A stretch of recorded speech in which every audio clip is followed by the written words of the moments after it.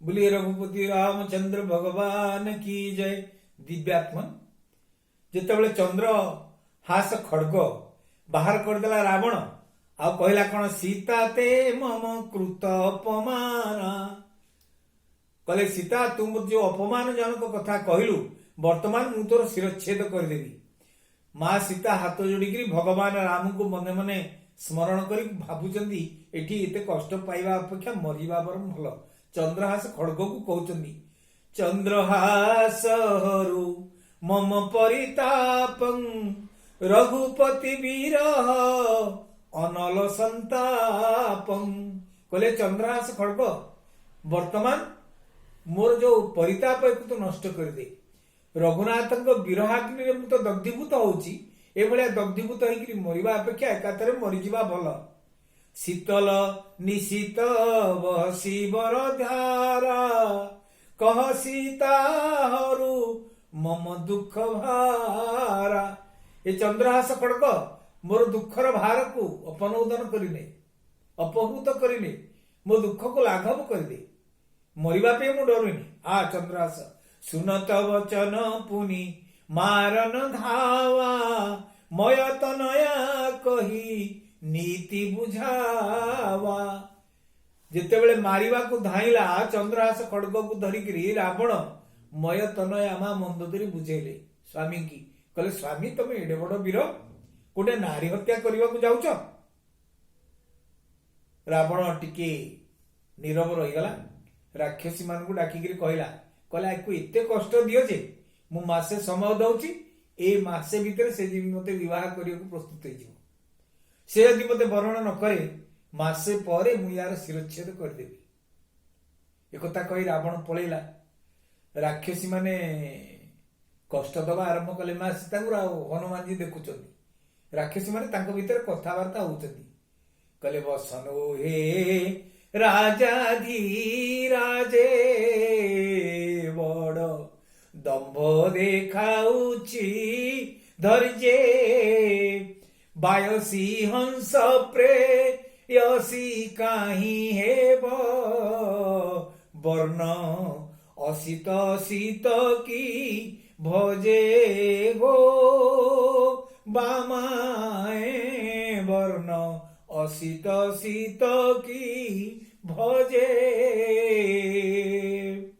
कहले देख यार केड़े दुर्बुद्धि बस नोहे राजाधिराजे सब राजा मान भीतर जे मुख्य राजाधिराज रावण ता द्वारा ये बसीभूत हो नाही बड़ दंभरे भारी धैर्य तो ये देखौची। अरे एटा पूरा बायसी एटा पूरा काक जातिर आम राजा होचंदी हंस बायसी हंस प्रेयसी कहीं हेब वर्ण असित शीत की भजे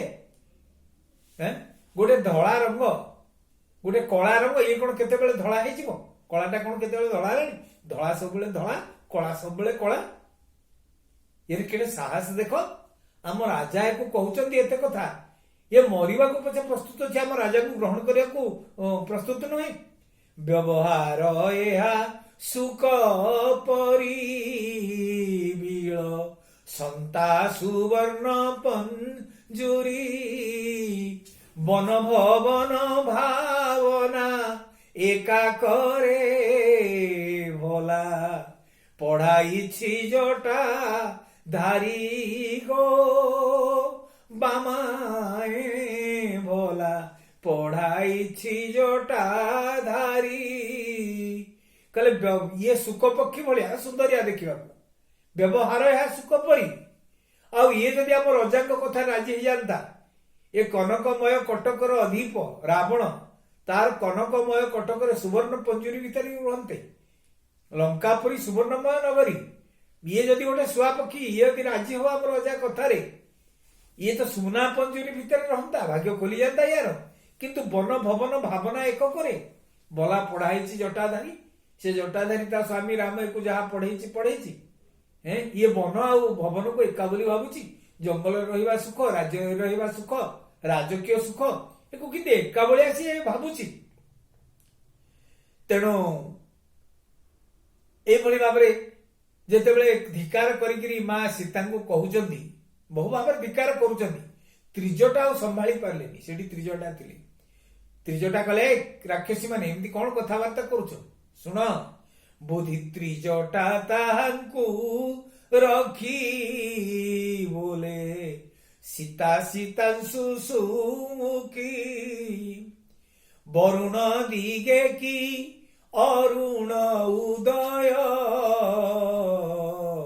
वरुण दिगे की तरुण अरुण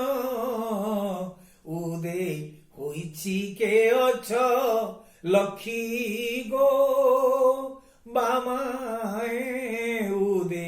होइछि के अछ लखी कहला रे कौन बुझौछ झील को तमे माने सब रावण को ये वर्णन करिवो रावणर अधीनता स्वीकार करी बोली कहूछ अरे जानिछ ये किए से वरुण दिगे की तरुण अरुण उदय होइछि के अछ देखी तरुण अरुण कहले उदय कालीन सूर्य तमे सूर्य उदय केबे देखिछ पश्चिम दिगरे हवारे सूर्य पश्चिम दिगरे उदय हवा संभव ही पारे किंतु सीता रावणर वश्यता स्वीकार केबे करिवो नाही तमे कौन ताको बुझौछ तमे जानि न ये कौन बोली कहले विकसिछि की शिखरी शिखे बिना जलरे पद्म काता सुखे बंधन आशावन धरे की कुंजर सुना प्रबंध की मूर्ख मुखे गो बामाए सुना प्रबंध की मूर्ख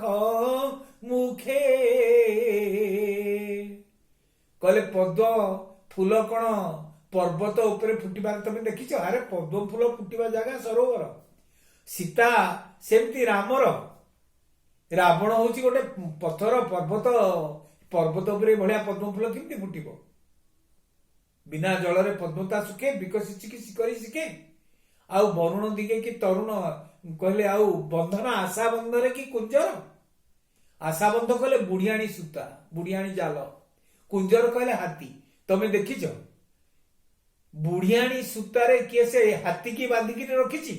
ए सीता होची हाथी रावणर समस्त वैभव समस्त ऐश्वर्य तार बल तार दर्प ये सब बुढ़ियाणी सूता भलिया ये हाथी की रावणर बुढ़ियाणी सूता रूपक ऐश्वर्य बांधिकी रखि परिबो सुना प्रबंध की मूर्ख मुखे अरे मूर्ख लोक कौन प्रबंध कही पारे सुन ये जो काम कह एगुड़ा कहली सब असंभव जिनिस बुढ़ियाणी सूतारे हाथी बंधा जाई परिबो नाही पर्वत उपरे पद्म फुटी परिबो नाही पश्चिम दिगर सूर्य उदय हो पारिबनी आ गोटे कथा राक्षसी माने शुण त्रिजटा कहउछती कहले बई बळी पड़ीबा ए मान हेव बई देही चित्त न टळीब बिना श्री राम रे कोटिए काम रे क पामरे की प्रच रिबगो बामाए को पामरे की प्रचरिब कहले बलि पड़िबा एमान हेबो ये सब असंभव संभव हो पारे पर्वत शिखरे पद्म फुटी पारे सूर्य पश्चिम दिगरे उदय हो पारे बुढ़ियाणी सूतारे हाथी बंधा हो पारे किंतु वैदेही चित्त न टळिब असंभव संभव हो पारे वैदेहीर हृदय केबे विचलित हब नाही कहीं से झील को तुम कष्ट दौच कहीं एत कथा तुम कहूच बड़ भूल कथा तुम सब कहूच बिना आश्राम रे कोटिए काम रे एक पामरे एटा तो पामर खाली श्रीराम को छाड़देले कोटिए काम देव जदि आसंती सीतार मन को सामान्यतम एपट सेपट करें राक्षसी मानू त्रिजटा बड़ धिक्कार कहते कहले झील को एमती कह ना अरे कहीं एमती कहच बड़ सुंदर कथा त्रिजटा जिते कहते हनुमान जी भावुं कहले जहा माँ सीता सपक्ष जड़े कहीं तो हेले अच्छी हनुमान जी चिंता कर मन मन खुशी हेली किंतु मन भीतर व्यग्रता केमिति मु जीवी तांको पाखु त्रिजटा कहले शुणिच काली पाहांतारे मु गोटे स्वप्न देखिली राक्षसी माने पचारे कौन देखिल स्वप्न कहले सपने हु बानर लंका जारी जातु धान